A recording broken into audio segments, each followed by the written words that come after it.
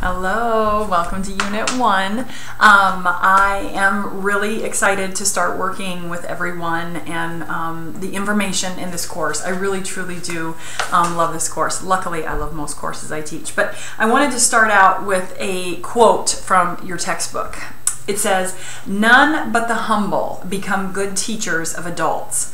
In an adult class, the student's experience count for as much as the teacher's knowledge. Both are exchangeable at par.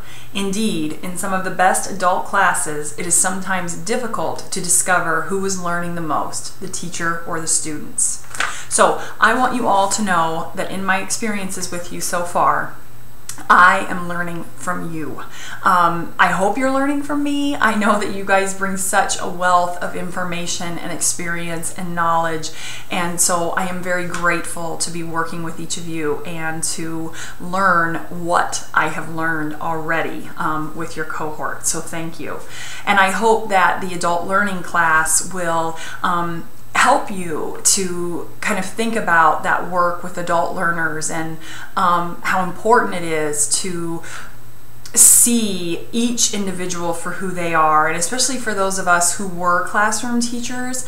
Sometimes I think we are under the impression that we do hold all the knowledge and all the power, and because we are the teacher, and it's not true. Like, it's not true at all. And I think sometimes if we could just hand over more power to our students at all levels, we would be amazed at where our classroom could go. So here's to all your knowledge and experience and all the great things that you will bring to this class. So, Unit 1, some of the main things we're going to cover are the relationship between pedagogy and andragogy. I mentioned this a little bit in the course overview video, so if you need some refresher on pedagogy, please do so. We will also start to talk about the andragogy in practice model, and then throughout both of these, you are going to be kind of thinking about some significant teaching and learning theorists in your world, okay? So, the first thing that I want to talk about real quick, and don't mind me, I just have my screen open right here so I can kind of follow through or follow my thoughts. So please make sure you've done the adult learner inventory, okay? That should hopefully be done by now.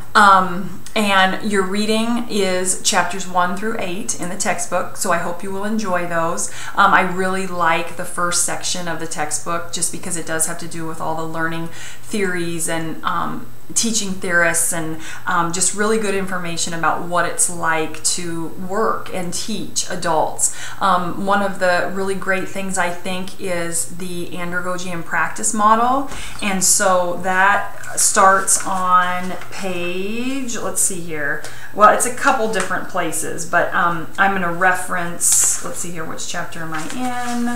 I don't even know which chapter I'm in, A Theory of Adult Learning.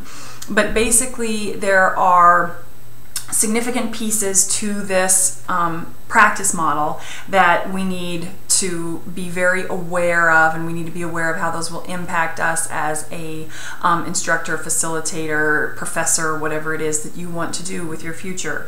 So we need to know that our adult learners they have the need to know, okay? They need to know why they need to know the information, and so I know that that's very important to each of you, and so I know sometimes my videos are a little long or I might be a little lengthy on my typing, but I do really want you to know that I try to think about what is important to you and what is relevant to you, and to set up assignments and things like that, because I know that only those assignments that are relevant and stuff that you want and need to know will be the most powerful for you.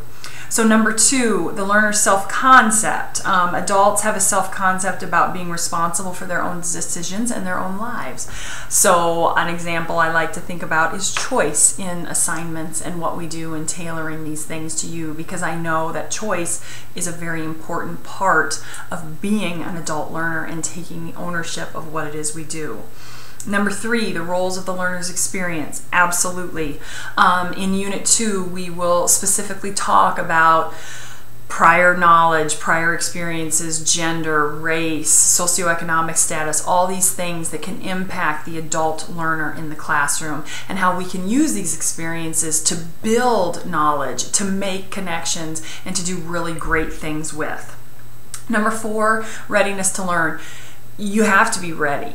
You know, and I know that in my time as program director, I've seen people I have dismissed people from the program, and adults that I thought were ready and I thought were on board, but it turns out they weren't. And you know what? That's okay.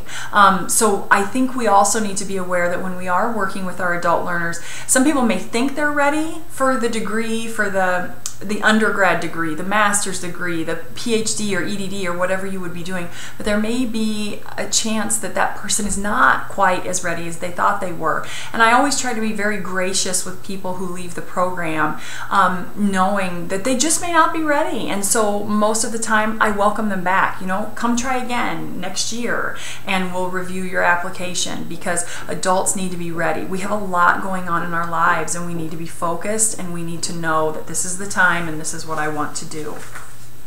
So number 5 is that orientation to learning.